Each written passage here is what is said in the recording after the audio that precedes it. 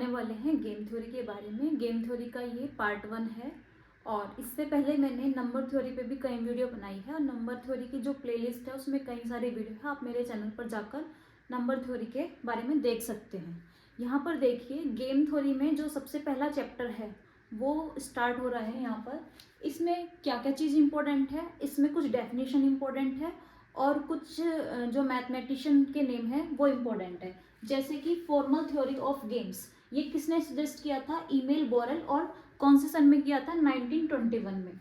फिर इसके बाद फादर ऑफ गेम थ्योरी, बहुत इंपॉर्टेंट है ये। फादर ऑफ गेम थ्योरी जो है वो क्या है? जॉन वॉन न्यूमैन, और जो इन्होंने अपना गेम थ्योरी दिया था पूरा कंप्लीट, वो कब दिया था? 1928 में।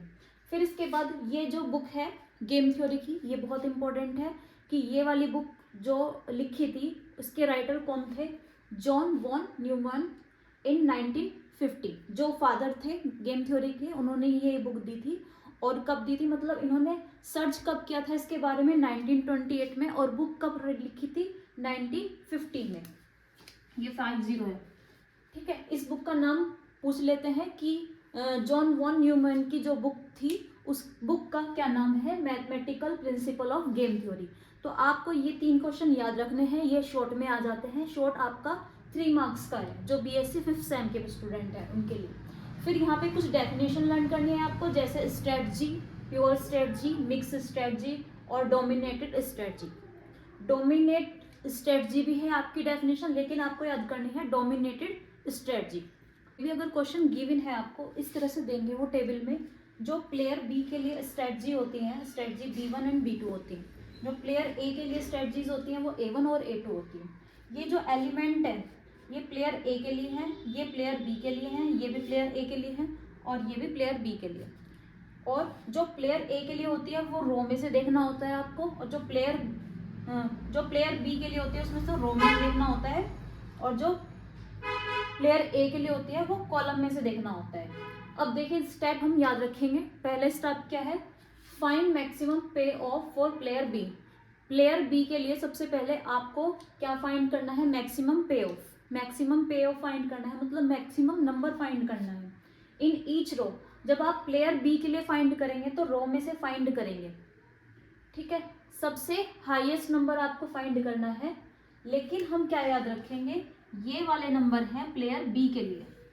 इसका मतलब ये रो देखने हैं आपको। इन 2 नंबर में से जो मैक्सिमम नंबर है उस पे क्या करना है? सर्किल करना है, इस तरह से गोल बनाना है।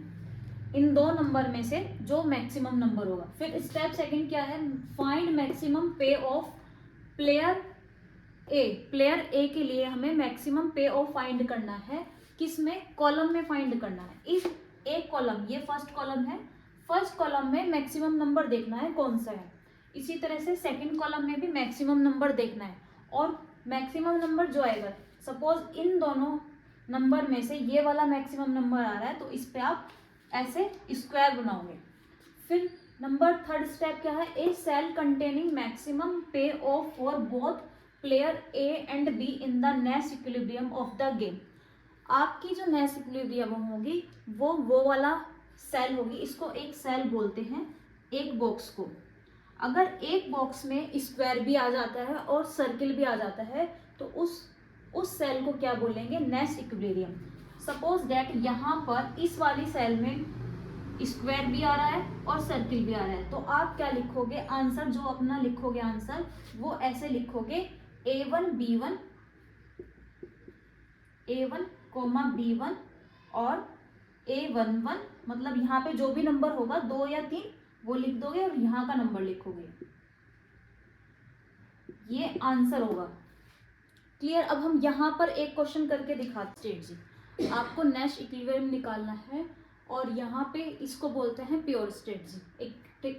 मतलब ये मैट्रिक्स की फॉर्म में दी हुई है और आपको क्या निकालना है? नेस्ट इक्विलिब्रियम निकालना है। तो मैंने यहाँ पर स्टेप लिख दिए हैं। आपको कोई भी एग्जाम में ये क्वेश्चन अगर आपका सब्जेक्टिव आ रहा है तो ये स्टेप लिखने पड़ेंगे, अदरवाइज सिर्फ आप इसी टेबल को सॉल्व कर सकते हैं। और अगर सब्जेक्टिव पेपर है तो पहले ये आप क्वेश्चन नोट करेंगे, मतलब ये टेबल जो गिवन है सेम ऐसे ही एज इट इज लिखेंगे, और फिर उसके बाद नेक्स्ट टेबल एक और बनेगी जिसमें आपको सर्किल या एनक्लोज करना होगा। ठीक है, मैं इसी में करके दिखा रही हूँ। आप कैसे करेंगे, पहला स्टेप क्या लिखा हुआ है, मैक्सिमम पे of for player B in each row. आपको रो में चूज करना है। रो बी के लिए जो रो होती है वो कौन सी होती है, सिर्फ ये वाले नंबर्स। तो इसमें और इन दोनों में से मतलब आपको मैक्सिमम नंबर चूज करना है। तो यहाँ पर मैक्सिमम नंबर क्या है, 5, इन दोनों में से। ठीक है, तो 5 पे हम क्या कर देंगे, सर्किल कर देंगे। ये प्लेयर बी के लिए है। जो आप रो चूज करोगे वो इन्हीं में से चूज करोगे। ठीक है, फिर स्टेप सेकंड क्या है, हाँ फर्स्ट रो के लिए तो हमने चूज कर लिया, 5 नंबर है। अब सेकंड रो के लिए भी चूज करेंगे हम, सिर्फ इन दोनों में से मैक्सिमम नंबर चूज करना है, तो 7 हो जाएगा। फिर इसके बाद मैक्सिमम पे off player A in each column enclose them. हर एक कॉलम में से, एक तो कॉलम ये रहा और दूसरा कॉलम ये रहा, ये प्लेयर ए के लिए है। प्लेयर ए के लिए सिर्फ यही 2 कॉलम है। ध्यान रखना, प्लेयर बी के लिए सिर्फ ये ही 2 रो होंगी। एक तो ये 2 रो ऐसी होंगी, सिर्फ उसमें 2 ही एलिमेंट होंगे, ये 2, इनमें से नहीं लेने हैं 2 एलिमेंट। ठीक है, और जब प्लेयर ए के लिए लेंगे तो सिर्फ 2 ही कॉलम लेंगे, ये वाला और ये वाला, फर्स्ट कॉलम और सेकंड कॉलम ये। ठीक है, अब आपको कॉलम में से चूज करना है, इन दोनों में से मैक्सिमम नंबर चूज करना है और उस पर क्या करना है, इनक्लोज करना है। इनक्लोज का मतलब स्क्वायर करना है। फिर जो ये वाला कॉलम है इसमें भी आपको मैक्सिमम नंबर लेना है, तो यहाँ पर 10 मैक्सिमम नंबर है। ठीक है, अब इसके बाद आपको वो वाली सेल चूज करनी है जिसमें इन सर्किल और इन क्लोज दोनों आ रहे हैं, जैसे कि ये वाली सेल। ठीक है, यही हमारा आंसर हो गया। अब हम कैसे लिखेंगे इसका आंसर, देखिए हम आंसर को ऐसे लिखेंगे, यहाँ पे Q और L लिखेंगे ऑर्डर पेयर में, और फिर लिखेंगे 11 और 7। इसी तरह से ये वाला क्वेश्चन देखिए, क्वेश्चन में दे रखा है find all the pure strategy next equilibrium. क्या निकालना है, स्ट्रेटजीज निकालनी है नेक्स्ट इक्विलिब्रियम के लिए। Equilibrium in the following simultaneously game in the which player A has 3 strategy. A के लिए 3 स्ट्रेटजी हैं, PQR, and player B also 3 strategy, और प्लेयर बी के लिए भी 3 स्ट्रेटजीज हैं, LMN। The pay off matrix, एक तो मैट्रिक्स का हमें पे ऑफ फाइंड करना है, मतलब यही फाइंड करना है प्योर स्ट्रेटजी का, नैश इक्विलिब्रियम फाइंड करना है। Explain why action QM can not B Nash equilibrium. हमें ये चेक करना है कि जो QM है उसमें नैश इक्विलिब्रियम आता है क्या, मतलब QM का मतलब क्या हो गया, कौन सी सेल होगी, Q और M, ये वाली सेल। इस वाली सेल में हमें चेक करना है कि दोनों चीज आ रही है क्या, इनक्लोज भी और इन सर्किल भी। क्लियर, तो हम देखिए कैसे चेक करेंगे। सबसे पहले प्लेयर बी के लिए सिर्फ 3 ही रो होंगी, कौन कौन सी, ये वाली, ये और ये। ठीक है, इसी में ही हमें चेक करना है, 3 रो होगी यहाँ पे, 1 2 3। ठीक है, मतलब 3x3 की मैट्रिक्स होती है ना, जैसे वो बन जाएगी। आप इसको साइड में भी लिख सकते हो या फिर यहीं पे कर सकते हो। ठीक है, ये एक जो पूरी की पूरी मैट्रिक्स है, एक बनाओगे, तो क्वेश्चन ही है ना, तो क्वेश्चन भी एक्सप्लेन कर रही हूँ। जब आपका सब्जेक्टिव पेपर आएगा तो आपको नीचे एक बार और लिखनी होगी इसको, और उसी में ये सर्किल या स्क्वायर करने हैं। अब फर्स्ट रो में आपको मैक्सिमम नंबर चूज करना है फॉर प्लेयर बी के लिए। तो मैक्सिमम नंबर कौन सा है, 0 1 और 2 में 2 पे हमने सर्किल कर दिया। ऐसे ही सेकेंड रो में देखिए 4 3 3, मैक्सिमम नंबर कौन सा है, 4। फिर थर्ड रो में 3 2 0, कौन सा नंबर मैक्सिमम है, 3। ठीक है, अब आप ये कहेंगे कि एक ही कॉलम में 2 आ रहे हैं, उससे कोई फर्क नहीं पड़ेगा। अब हमें प्लेयर बी के लिए चेक करना है। प्लेयर बी के लिए हम क्या देखते हैं, कॉलम, ये वाला स्टेप है। ठीक है, स्टेप भी लिखने हैं आपको, ये स्टेप आप याद रखना, ये स्टेप भी लिखने हैं अगर सब्जेक्टिव पेपर आ रहा है तो। फिर प्लेयर बी में आप फर्स्ट कॉलम में देखेंगे हाईएस्ट नंबर कौन सा है, 3 है, तो 3 पे करेंगे इनक्लोज। इसमें 2 नंबर आ रहे हैं मैक्सिमम, 1 और 1, तो दोनों पे करना है। यहाँ पे मैक्सिमम नंबर कौन सा है, 4। ठीक है, अब यहाँ पे जो हमारी नैश इक्विलिब्रियम आ रही है वो 2 सेल आ रही है, एक तो ये वाली सेल और ये वाली सेल। इन दोनों सेल में क्या हो रहा है, हमें इनक्लोज भी मिल रहा है और इन सर्किल भी मिल रहा है। ठीक है, तो यहाँ पे लिखेंगे इस वाली सेल का क्या नाम होगा, QL। तो हम लिखेंगे आंसर में QL हैव पे ऑफ 3 4। इसी तरह से इस वाली सेल का क्या नाम होगा, पी एन हैव पे ऑफ 4 2।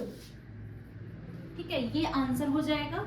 और अब इन्होंने कहा है क्वेश्चन को आपको ध्यान से पढ़ना है। अगर इतनी बात लिख के आगे इसका आपने आंसर नहीं दिया तो आपके मार्क्स कट जाएंगे। यहाँ पे लिखा हुआ है Q M can not be Nash equilibrium. क्या क्यू एम के पास कोई नेस इक्विलिब्रियम है? क्यू एम में चेक करेंगे, दोनों चीज नहीं आ रही है। ठीक है, देखो इसको हटा देंगे बाद में, ये मैंने सिर्फ समझाने के लिए किया था। ठीक है, देखो हमारे पास जो क्यू एम सेल है ये वाली, इसमें इनक्लोज तो आ रहा है बट इन सर्किल नहीं आ रहा है, तो क्या लिखेंगे, नो। इसका आंसर लिखेंगे no Q M not be Nash equilibrium. ठीक है, किसी किसी क्वेश्चन में यहाँ पे क्यू एल की जगह ये जो नंबर्स दे रखे हैं कुछ और भी लिखा हो सकता है। जैसे एक क्वेश्चन में दे रखा है आपकी एक्सरसाइज में लेफ्ट राइट, यहाँ पे कुछ और लिखा है लॉस या तो इनकी जगह जो भी नंबर लिखा होगा, अगर यहाँ पे राइट लिखा तो यहाँ पे राइट लिखोगे, लेफ्ट लिखा हो तो लेफ्ट लिखोगे। ठीक है, इस तरह भी क्वेश्चन बन के आ सकता है। ये यहाँ पे फर्स्ट सेकंड थर्ड भी आ सकता है। इन अल्फाबेट की जगह कोई भी नंबर्स भी आ सकता है, या कोई भी नेम आ सकता है ना। तो आपको इसी तरह से लिखना है जो भी यहाँ पे लिखा हुआ होगा। क्लियर? तो आई होप आपको ये वीडियो पसंद आई होगी। अगर वीडियो पसंद आई है तो वीडियो को लाइक करें, चैनल पर अगर आप नए हैं तो चैनल को सब्सक्राइब करें।